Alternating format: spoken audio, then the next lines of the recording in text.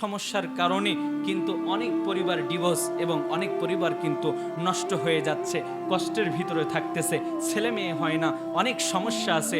আল্লাহর হাবিব সাল্লাল্লাহু আলাইহি ওয়াসাল্লাম ১,৫০০ বছর আগে বলে গেছেন, সেইখান থেকে হাদিসগুলো টেনে এনেছি।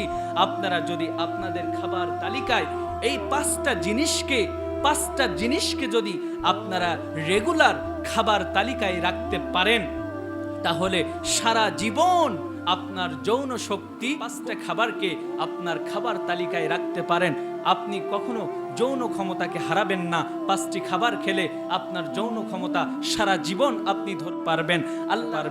আপনারা অ্যাট ফার্স্ট প্রথমেই বৈজ্ঞানিকদের মতে এবং গবেষণা করে পাওয়া গেছে, আপনারা যদি বেশি পরিমাণে ১ নম্বরে টক দই খান, তাহলে আপনার পেটের ভিতরে যত প্রকার সমস্যা আছে সকল প্রকার সমস্যা ক্লিয়ার হবে। বলুন সুবহানাল্লাহ। ১ নম্বরে কি খাবেন?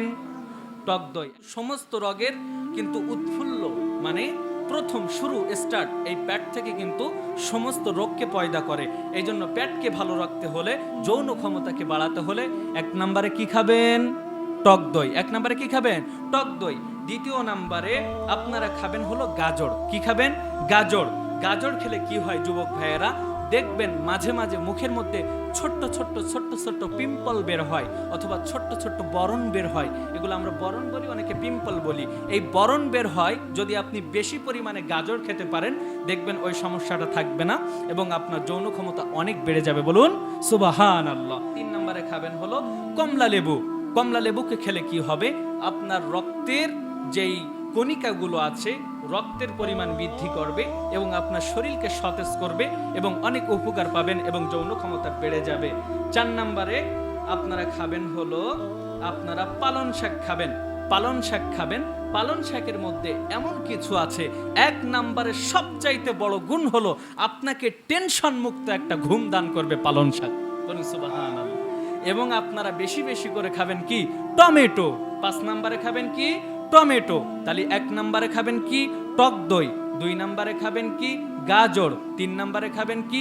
কমলা লেবু। ৪ নম্বরে খাবেন কি? পালং শাক। ৫ নম্বরে খাবেন কি? টমেটো।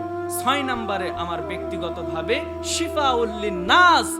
এই ৬ নাম্বারটা আমি নিজে ব্যক্তিগত কোরআনেও বলেছেন শিফাউল লিন্নাস।